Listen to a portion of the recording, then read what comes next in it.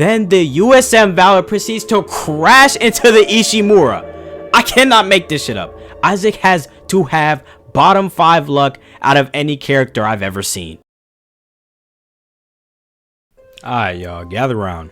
Welcome back to the Zombie Apocalypse Hall of Fame. Today we have a very special survivor. I've never seen a character dealt a worse hand than this man and come out on top. This dude is the only man alive to solo an entire zombie outbreak with tools from aisle 9 of Home Depot. And before we even start, I already know some of y'all are gonna sprint to the comments like, Kage, actually Necromorph. Suck my dick. Alright, they zombies, I don't care what you saw on Reddit. Anyway, today we need to review some film to see whether or not Issac Clarke, the most hold survivor I'll probably talk about, is worthy of joining the greats in this Hall of Fame today. Let's take a look at this first highlight. So the game opens with Issac watching a Damn, this bitch look like a Karen. Shit. Anyway, so he's watching a video from his long distance girl that he hasn't seen in 6 months. But look, he's on his way to this mission with 4 other people, and their main directive is to find this mining ship called the Ishimura and figure out why the comms went dark like your homie that died on purpose so he could eat his Funyuns. On arrival, the ship tries to dock with the planet drill, the Ishimura, but the automatic docking fails and debris smashes into the ship, sending them into a shitty ass landing. But they all survive with minimal injuries, and then Hammond and Chen get straight to pulling out sticks like they know how minorities get dead in horror shit. Soon as they walk in, things are already looking mad suspicious because there's no one around, and they comms are as good as my ranked teammates and rivals. So Hammond tells Issac to get a damage report on the Ishimura. What have you got? Shit, it's not just comms with the guiding system. Half the Ishimura's in the red. Engines, hull, the trams. By this point, we already know one of the minorities is about to get cooked. Cause you mean to tell me damn near the whole ship is fucked up? Yeah, it's over. Take it easy. Trainers, get those elevators running. There's something in here with us. Up there!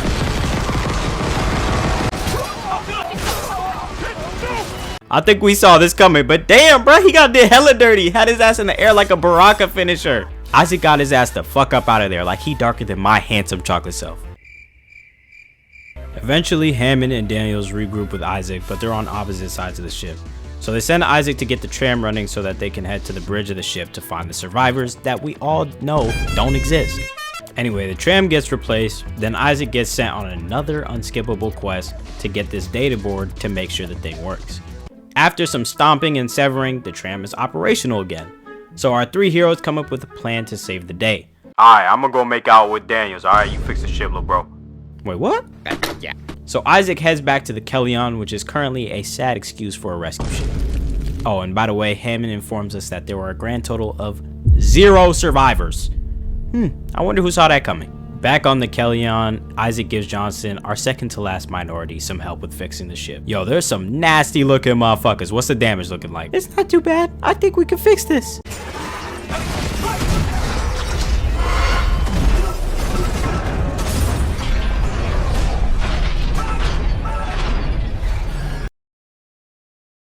I'm gonna keep it a stack, Issac.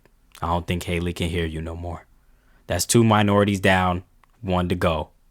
Since their main escape plan is literally in flames, they make a plan to get the captain codes to get on a shuttle to escape, who just so happens to be in the morgue. Now, I'm sure you guys are smart enough to put 2 and 2 together. Zombie things plus dead people, you get it. So the med bay to the morgue was understandably blocked off, so Issac has to find something to blow the barricade open. On his way, he stumbles upon some recordings showing some signs of some very cultish activities going on. Oh, those people with hallucinations, depression, and occasionally attack people, forget them. This is divine intervention we're talking about here. You know, I think we should reconsider studying this thing beyond our comprehension. Nah, trust. Hey, look at me. Trust. We are so fucked. Issac gets into the med bay and makes his way to the morgue, and he definitely finds the captain. But he also finds, in my opinion, one of the nastiest looking enemies in the game. Nasty.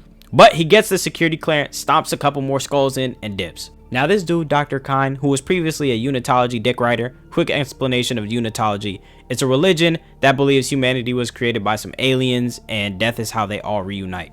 I don't know. And this marker thing that turns people into, this Nasty. is the symbol of their religion. Anyway, Kine realizes how stupid this religion is after literally witnessing people become super fent zombies. And you know what he decides? Everyone on the ship gotta go. So he sabotages vital systems like the damn engine, which basically sends the Ishimura drifting towards Aegis 7, the planet that they're mining on. I mean, Isaac cannot catch a break. This dude has to fix the damn engine. Then they learn that the ADS cannons are offline, so he has to turn those on so they don't get smashed by asteroids. And the cherry on top, the cannons won't even automatically fire, so he has to manually calibrate them in space. I mean, this dude locks the fuck in. He fixes damn near everything. Man, forget Bob the Builder. If I need my sync fixed, I know who I'm calling. And not only did he have to fix everything, but he's fighting off whatever the fuck this is. Shuffling through straight EPA violations, all while not knowing whether or not his girl is even alive. Man, the game just started, and they already got my boy going through it. He might as well be in the 9th circle of hell doing the tango with the devil himself.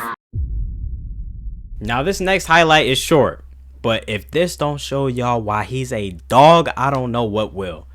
So things start looking up for Isaac because he gets a broadcast from his girl Nicole.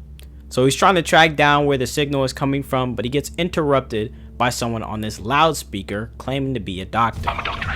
Is Nicole Brennan with you? You're not here for sanctuary then. Well, Dr. Brennan's currently engaged. Dr. Brennan's currently engaged. I don't want to meet nowhere. Pull up in front of my house. Matter of fact, you ain't even got to pull up in front of my house. Pull up in front of the motherfucking precinct and let's bang out. Right down the block. You know where's that? You study my own neighborhood. Or pull up in front of the Kmart and let's bang out. And let's do it on camera. I throw my life away. You throw your life away right now. Right now. Let's do it for the camera. Right now. And if you win, I'll make sure I got like $70,000 in my pocket. If you block me, you can take the money. Right now. I hate you, nigga. Let's die. Man, hell nah.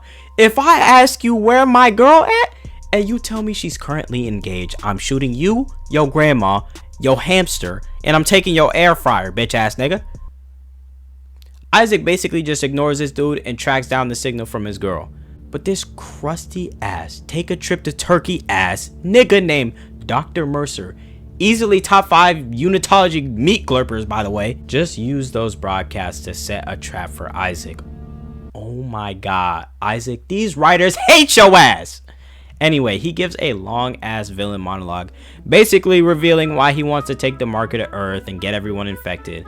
But when he finishes, pause, he decides to release one of the ugliest chuds in the whole game. So this straight up eldritch horror known as the Hunter gets sent on Isaac like a rabid dog. This motherfucker about strong as your brolic ass girlfriend with insane regeneration to go with it. So this motherfucker cannot be killed by any normal means. But that's okay though, because Isaac gets a little clever on this smooth brain chud.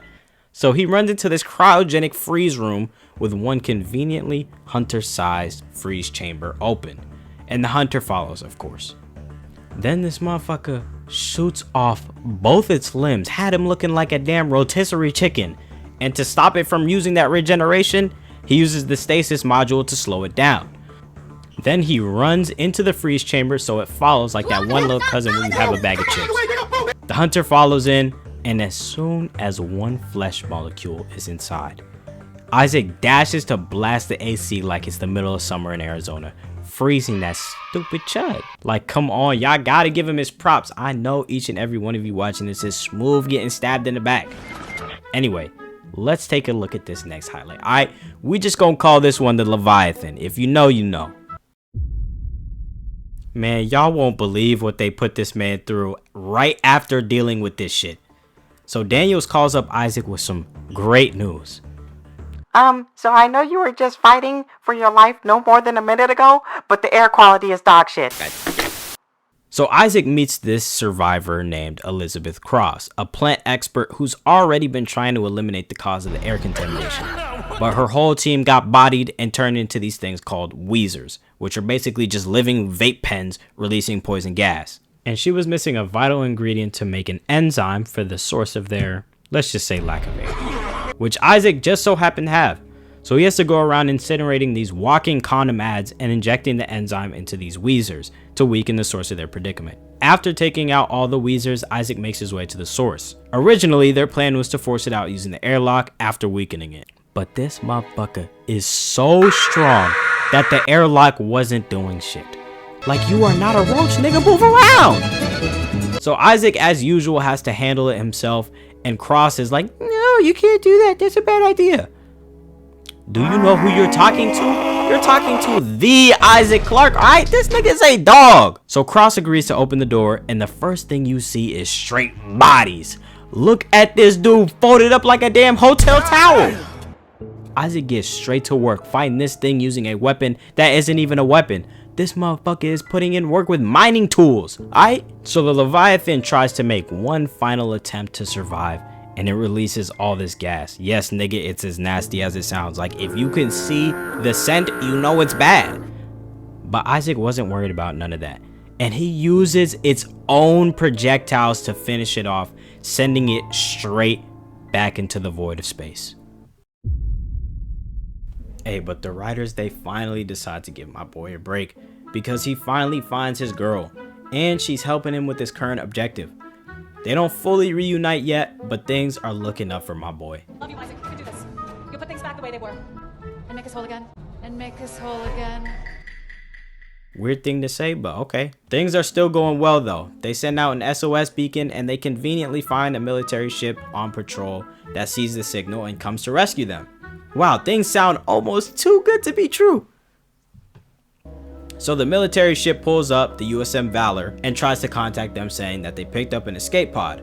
Now, I didn't mention this earlier, but Issac and Hammond trap what's left of my boy Chen in an escape pod and sent it off.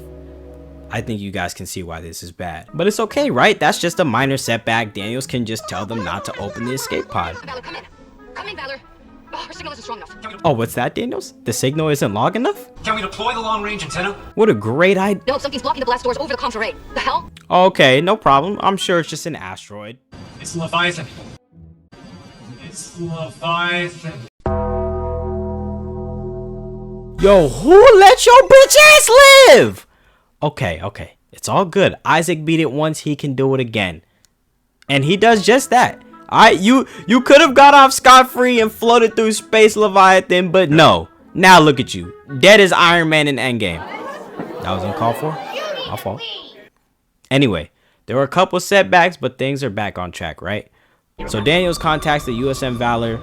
Yes, finally, USM Valor, this is Tender Daniels on the USG Ishimura. Do not open the escape pod. Repeat, do not open that escape pod. Do you read? Brody, hold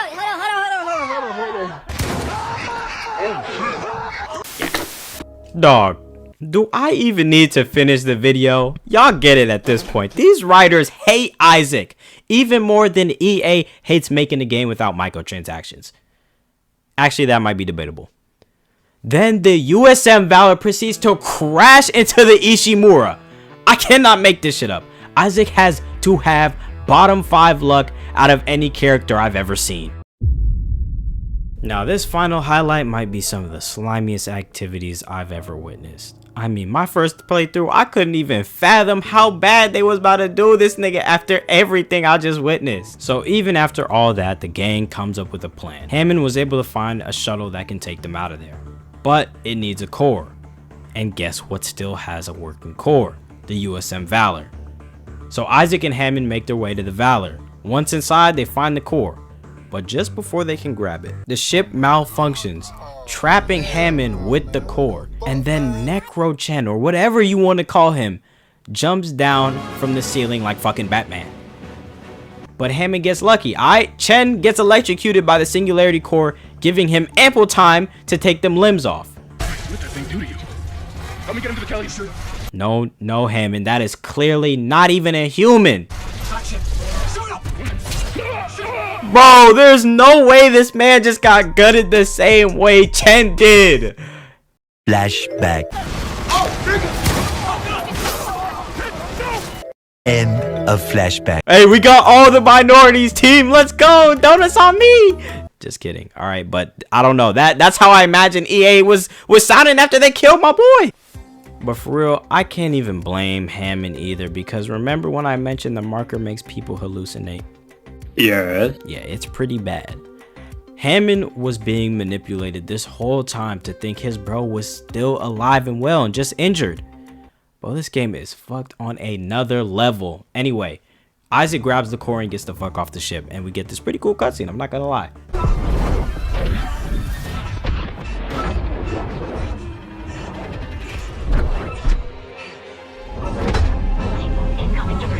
I love that scene. So Issac rushes to the shuttle, and what the Alright, so on arrival, Isaac gets stopped by Dr. Kyne, the dude that I mentioned earlier. So him and Isaac come to an agreement to take the evil dildo back to Aegis 7 to prevent the spread of the virus. So Isaac, he successfully replaces the core on the shuttle, and as he's about to load the marker onto the ship, he immediately gets snatched up by these big ass tentacles. Nothing can ever go as planned. Then Dr. Mercer appears glazing the marker, and his tentacles just straight up body him and take the marker too. Isaac luckily escapes and makes plans for Dr. Kyne to pilot the shuttle and have Daniels and Nicole get on board while he retrieves the marker. So the marker is recovered, and Kyne brings the shuttle to have it loaded on. They get the marker on, and Kyne comes down the docking stairs to greet our boy. And just as he's about to hop on, we witness probably one of the slimiest, most snake-like actions in the whole game.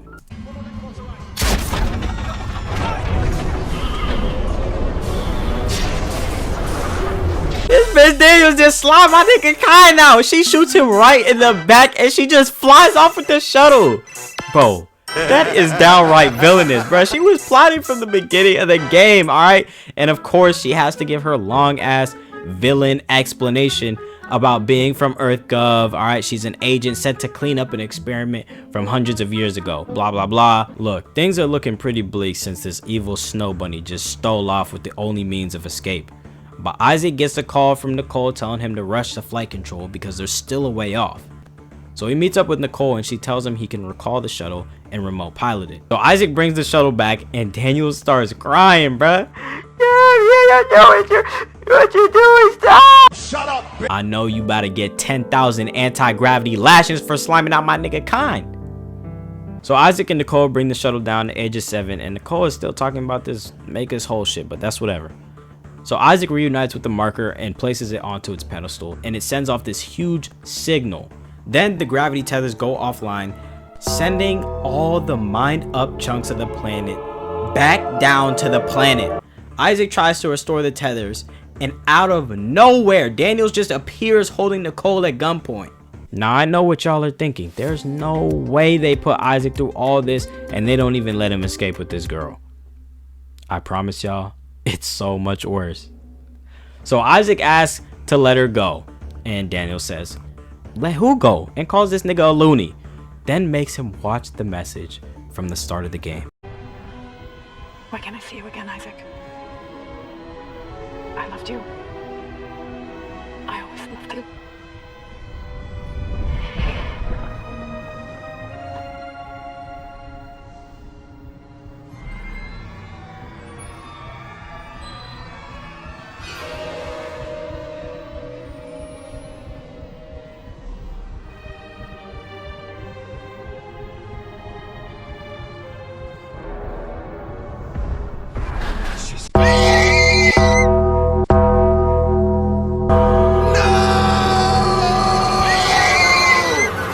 Nicole was dead the whole time. Also, morbid fact, the chapters of this game literally spell out Nicole is dead. So Daniels reveals that this whole time Nicole was Elizabeth Cross and the market manipulated Cross to see her boyfriend and Isaac to see Nicole. This is easily up there for most out-of-pocket reveals in a game. I cannot lie. This man genuinely cannot have shit. Daniels then booms the fuck out of Cross and tries to skedaddle with the shuttle again. But the devs, they had very different plans. So the hive mind appears and launches Daniels like a ragdoll. Isaac tries to save her, but that tentacle slams down on her, popping her open like a bottle of 1942. I'm not gonna lie, thank you devs. I would have been pissed if that slimy bozo was the only survivor of the Kellyon other than Isaac. Anyway, Isaac is left with the hive mind. This dude delivers a banger line and it absolutely bodies this bum ass tentacle alien. Then Isaac hops back on his ship and gets the fuck off the planet. But just when you would think it's all over, he just randomly gets hit with a jump scare. And on top of that, it's Nicole. It's like a ghost zombie of Nicole. So what the fuck are we doing? We can't just let this man peacefully leave the planet. Why are we still harassing this man? But look, after all that, man, if he doesn't belong on this Hall of Fame, I don't know who does. All right, y'all can let me know who else belongs on this list. Let me know if I'm tripping. But hey, I hope y'all enjoyed this video, man. Happy New Year's to everybody. I hope you guys had a great holiday season. I definitely enjoyed mine. And I will catch y'all in the next video. You feel me? Make sure to like and subscribe, do all that good stuff. Yeah, I love y'all. I'm gonna catch y'all on the next one. Peace.